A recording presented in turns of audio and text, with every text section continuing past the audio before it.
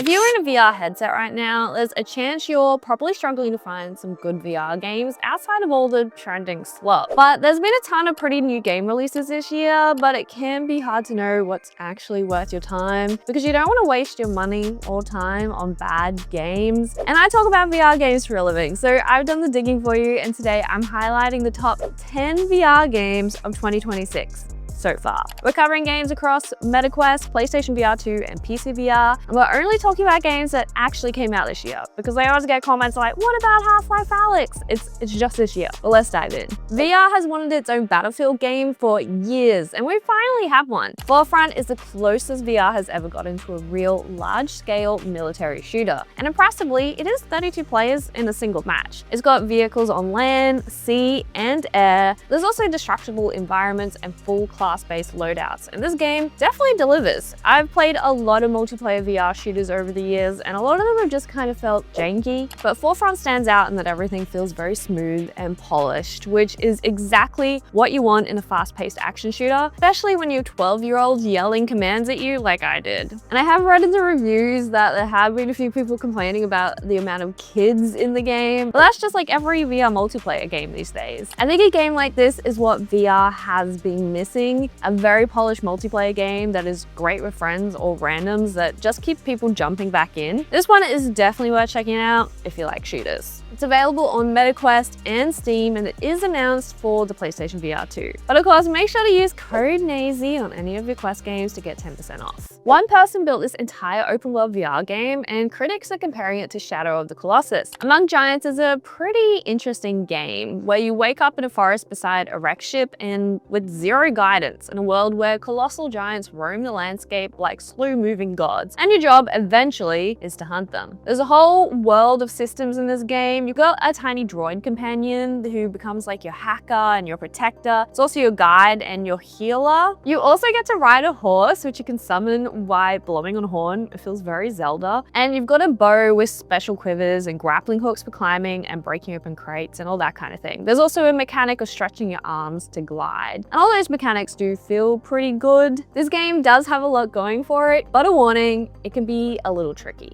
Actually a lot tricky. There is no hand-holding, like at all. So while I really did enjoy jumping into this game and discovering the world, I also found myself getting very, very lost. But the curiosity kept me going. But in saying that, there's a lot to explore if you're willing to take on the hurdle. And there's also these abandoned robots in the world that gave me very Studio Ghibli vibes, which I love. Among Giants is a MetaQuest only game and probably one of the biggest hidden gems of the year. Now, if you grew up on Doom and Quake, then you probably need to know about this VR game. Wrath, Aeon of Ruin is a fast old school FPS rebuild for VR, and it's straight out of the Quake and Doom lineage. Throughout the game, you're sprinting through gothic ruins and cursed wilds hunting for secrets. You got one hand staying precise while the other clears space with raw firepower and pulling out artifacts to physically throw or deploy and turn a fight in your favor. It is, as the devs put it, a hell of a lot of blood, and the Brutal Edition is the most refined, polished version of it yet, because this originally was a flat screen game. And the soundtrack is by Andrew Hulshult, who did the Doom Eternal DLC. This one is available on Quest, PC VR, and PlayStation VR 2, and it's a pretty great VR shooter. Probably one of the best VR boomer shooters on Quest right now. Now, if you're looking for something a bit slower, Photon is a free mixed reality immersive media app that looks stunning on the MetaQuest, and they're sponsoring today's video. This app has a browsing system similar to TikTok where you can swipe through different videos, and you can adjust the media window to whatever size you like. But what I love about Photon is the immersive lighting. The room reflects the colors of the video on the walls around you, and you can adjust the transparency so you can see more or less of your surrounding environment. The app supports spatial and 180-degree videos if you like that extra immersion, and you can even upload your own 2D movies so you can watch them in 3D on the headset. So you might see some of my old Beat Saber videos floating around on there. They're consistently adding updates to the app and are constantly improving it, and I found this app is a great one to show friends and family for that wow factor. And Photon is free to download, so I do genuinely recommend checking it out because it is pretty cool. And thank you Photon for sponsoring this video. But back to our best games of 2026. This might be the best looking VR game on PC right now. Extra Dimensional, or EXD, is a physics-driven fantasy adventure around 7 hours long, and it's a PC VR exclusive, built specifically to push powerful hardware instead of being held back by standalone limitations. And it shows. This feels like the PC VR is back moment of the year, and reviewers have called it the best PC VR game in years. And visually, it's hard to argue. This is what VR looks like when studio isn't worried about supporting standalone hardware. In this game, you play as Max Ventura, an ordinary delivery guy, until a dimensional rift tears through his warehouse and pulls him into Aerith, a fantasy realm tainted by ancient relics from Earth. You're armed with a quantum glove that gives you things like telekinesis and elemental magic, so you're summoning things like fireballs between your palms, hurling ice spikes, and throwing lightning. And when his energy runs low, you fall back on physical weapons like time-slowing relics against the undead, mutant insects, and dragons. And this game is gorgeous. The whole thing is inspired by classic fantasy painters like Frazetta and Vallejo, with like its crystal caverns and underground temples, and a soundtrack that shifts with what you're doing. Even if it doesn't all come together, it's one of the best looking worlds in VR right now. And to be honest, it's just nice to play a proper PC VR game again. My eyeballs have missed looking at nice graphics. One of the most beloved PC games just got a VR version, but is it worth it? This is a new standalone story in the Little Nightmares universe, following a character called Dark 6 through a world built entirely round scale. Everything around you is oversized, and that's kind of the whole horror kind of premise of the series.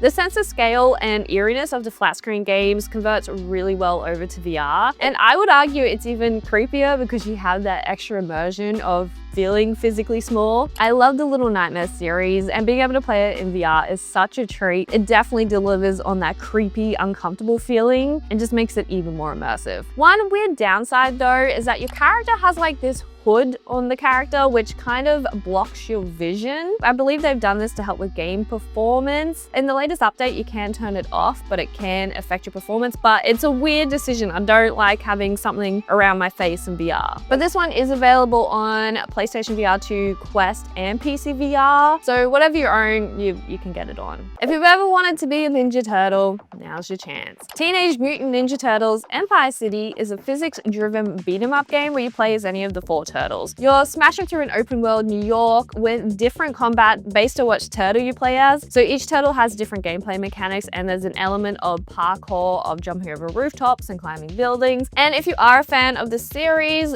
you're probably going to have a good time because it's a love letter to the game. And if you're not a fan of the series like I am, it's still a good time. It's also a pretty approachable game as well. It's pretty easy to jump in if you've never played VR before. I will say though, the combat could feel a little meatier. It's not the same quality of Deadpool or Batman, but it's still a good time. And this one is available on MetaQuest and Steam. This VR game lets you do some pretty questionable jobs to clear your debt. Space Control is a comedy physics sandbox game split across 3 episodes. It has a very Futurama, Rick and Morty vibe, which I do love, especially when almost everything in the environment is interactable. And it's mostly there just for fun and chaos. The concept is you've been accidentally abducted by an intergalactic megacorporation, Glorpo Inc. And you have to work off your debt with your new alien crew to pay it back. So that involves abducting other aliens in debt, and I guess essentially torturing them in very weird ways. Like very weird. This game is very silly and gameplay is a bit repetitive, but I still had a blast and I really enjoyed the voice acting in this. It's a very high quality and just all the gameplay interaction is a blast. Space Control is available on MetaQuest and Steam as well. And of course, code Naysy gets you 10% off your Quest games.